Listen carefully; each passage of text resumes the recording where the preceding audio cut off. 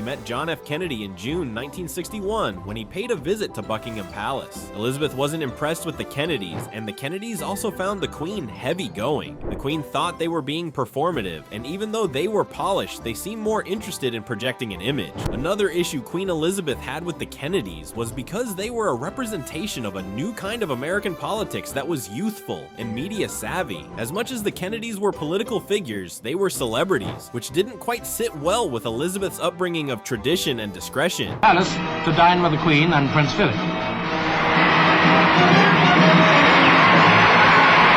As expected, not every president would become a friend of the Queen, and the Kennedys were one on this list. Even though they weren't enemies, she never spoke of them with any warmth. Lyndon B. Johnson, on the other hand, never actually met the Queen. He remains the only US president that never met with the Queen, despite serving about 6 years in the White House. Richard Nixon, on the other hand, had met with Queen Elizabeth multiple times, first as Eisenhower's vice, and then later as the president. Even though Elizabeth never really warmed up to Nixon, they maintained a cordial and professional relationship. Elizabeth respected Richard for his political acumen and understanding of world affairs.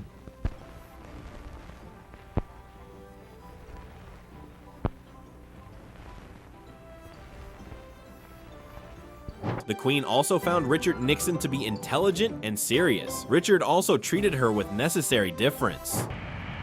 And no two nations in the world more commonly and more closely share the means of communication than do the United States. Despite the respect the Queen had for President Nixon, she always kept her distance. She felt Nixon was intense and seemed to be carrying a cloud of anxiety around him. Elizabeth wanted to be around leaders who would be able to relax around her, laugh and talk without being careful of their words. He was not referring to legal obligations, but to human intangibles. He was referring to the means of communication, to which Woodrow Wilson had referred to 50 years ago. Gerald Ford was the president when Elizabeth made her state visit to America in 1976. Gerald Ford was a different kind of president. He was genuinely unpretentious, and so she loved him more. At the White House, President Ford invited her and Prince Philip there for a state dinner. It was part of a bicentennial celebration. After the intensity she felt with Nixon and the awkwardness of the Ford was a refreshing presence. He wasn't performative and knew exactly what he was. The Queen thought he was a decent and straightforward man. Accompanying the Queen, the Duke of Edinburgh. Among those to meet Her Majesty and Prince Philip are America's Foreign Secretary Henry Kissinger and Mrs. Kissinger. The royal guests are accorded the highest military courtesy, a 21-gun salute. At a White House state dinner, Ford and the Queen made the headline after he asked the Queen to dance. And for a few minutes, the Queen and the President graced the floor together, both with genuine smiles on their faces. This was proof that Elizabeth seemed to be at ease with Ford, because he treated her without excessive reference or nervous awkwardness. Was starting to dance, so Betty said, "I thought it was a funny coincidence. It really didn't bother me." Jimmy Carter was a whole different ballgame. The president has a casual, folksy style, which just didn't sit well with the Queen and the royal protocol she was used to.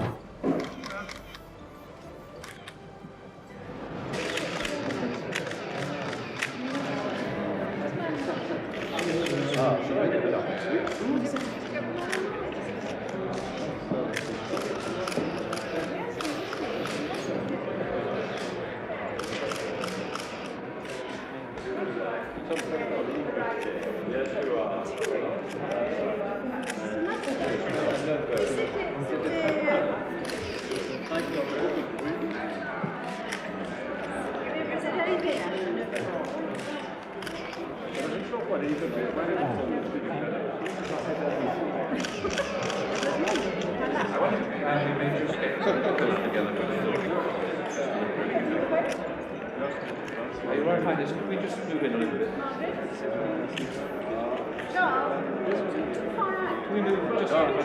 One of the most infamous moments was when Jimmy Carter kissed the Queen's mother with a kiss on the lip, a shocking breach of etiquette because you simply didn't do that. Elizabeth didn't find this amusing and found Carter's informality rather presumptuous. She later said, "Nobody has done that since my husband died." Despite Elizabeth's show of awkwardness, Carter never seemed to read the room and continuously crossed lines that no other president dared to. He treated royal traditions as quaint and ignored them rather than honor them.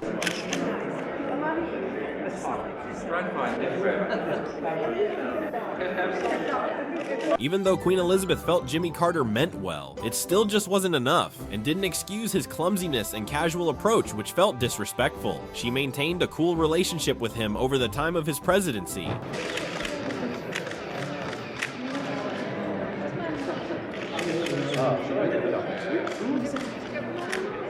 Everything changed when Ronald Reagan became president. It's debated that Reagan tops the list of Queen Elizabeth's favorite president. They had an immediate and genuine connection, which they built on their love of horses and not politics or protocol. During Reagan's visit to Windsor Castle in 1982, Elizabeth took Reagan riding through the estate grounds, an activity that was reserved for very few people.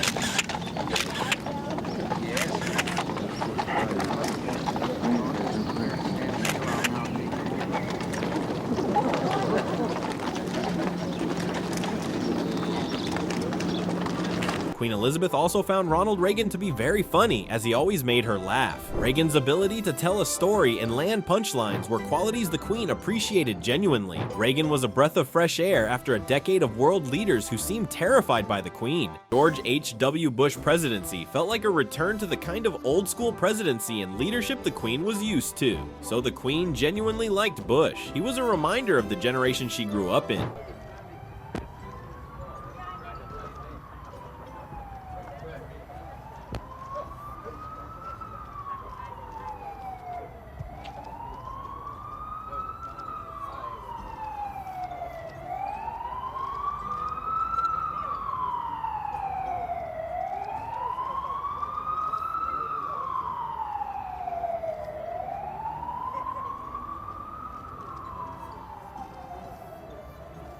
The Queen found Bush to be delightful company and a man who understood discretion, duty, and proper behavior. The Queen felt Bush knew the workings of the world and conducted himself accordingly.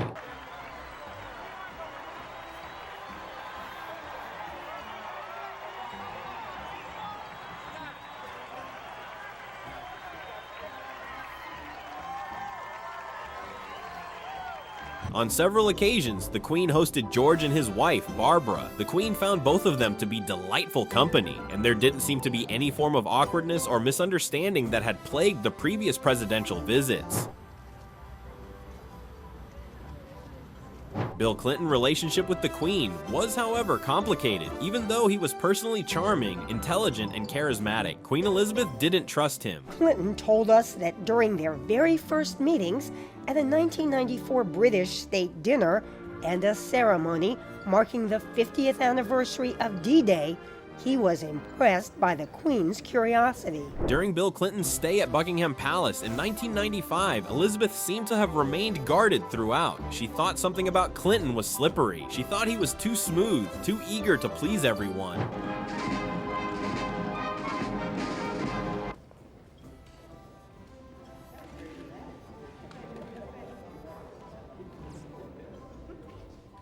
George W. Bush made a verbal stumble, accidentally saying the Queen made a visit to America in 1776 rather than 1976. He, however, caught himself and saw that she was giving him a look you'd only get out of a mother. The Queen's perfectly timed response brought the room to laughter. Our nation celebrated its bicentennial in 1976. Hit you with the bleak.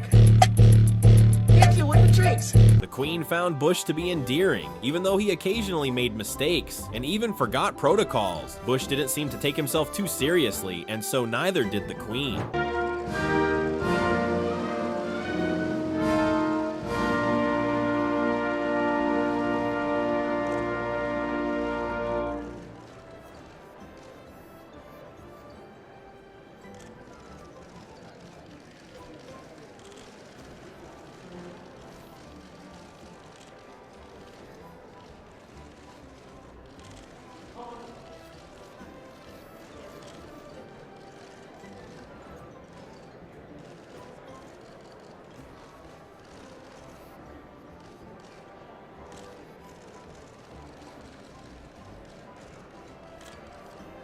The Queen also appreciated that Bush could laugh at himself, because most leaders try to uphold their dignity and end up becoming exhausting and stiff. Bush, however, was more relaxed and genuinely warm. George W. Bush also didn't pretend to be what he wasn't, and Queen Elizabeth really respected that. He behaved like a Texan through and through, never trying to act sophisticated just for the Queen's company. Bush's honesty was refreshing for the Queen. They think that you're the black sheep in the family. And he said, well, I don't know, Your Majesty, but he said, every family has black sheep. You have them in your family, don't you?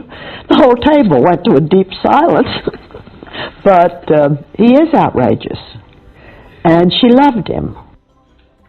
Although he enjoyed the occasional state dinner in Washington, he was eager to return home to Dallas and get on. The Queen's relationship with Barack Obama might be the most surprising story of her reign. Even though they had little in common, something clicked. During Obama's first visit in 2009 to Buckingham's palace, Michelle put her around the Queen, which was a breach of protocol. It was shocking when the Queen reciprocated. What is astounding is the picture of the Queen with her arm round Michelle Obama, and Michelle Obama's hand around the Queen too, but the Queen made the first move. This is the most astounding thing, because the Queen is not known for being touchy-feely. Indeed, her son, Prince Charles, complained on one occasion that he wasn't given enough affection when he was a child. The big deal is that the Queen is an almost sacred person. In monarchies, there's a sacredness that surrounds the sovereign. During subsequent visits to Britain, observers noted an ease between the Queen and the Obamas. Elizabeth always appeared relaxed in a way unfamiliar around other leaders. Honor to join Her Majesty and His Royal Highness, the Duke of Edinburgh. Donald Trump's 2018 visit was one of the most controversial visits of Queen Elizabeth's reign. There were protests and conversation, yet the Queen remained gracious. However, based on her poise, it was easy to assume that the Queen likely didn't approve of Trump.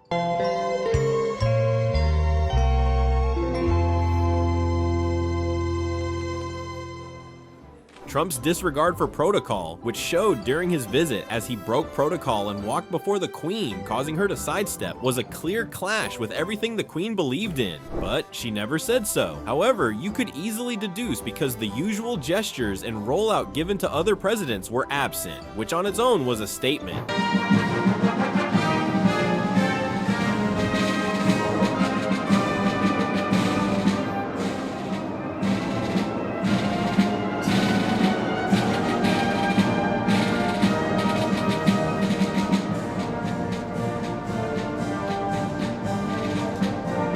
Joe Biden was the last US president that met with the Queen. Just a year before her death, they met a G7 summit, and it was evident in their relation that Elizabeth liked Biden. Biden was the kind of president she got along with. At the reception held at the Eden Project, the world's largest indoor rainforest, the Queen met Joe Biden as US president for the first time, making him the 13th American leader she has met during her record-breaking 69-year reign. As she sat for the photo call with the world leaders, Elizabeth quipped, "Are you supposed to be looking as if you're enjoying yourselves?" provoking a laughter.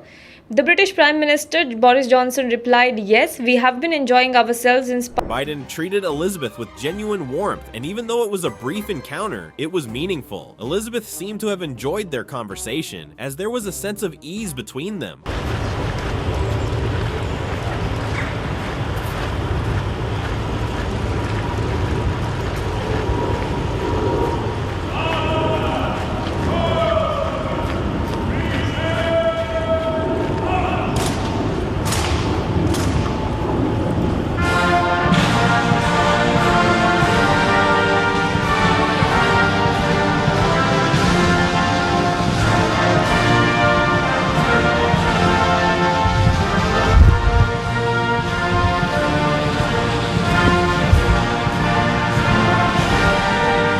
Over 7 decades, the Queen met presidents of every style and temperament. Some drew genuine warmth, others received only careful courtesy. Together, these moments reveal what she valued most: steadiness, respect, and a quiet sense of duty. Which presidential moment surprised you the most? Share your thoughts in the comments and subscribe for more deep dives into royal history.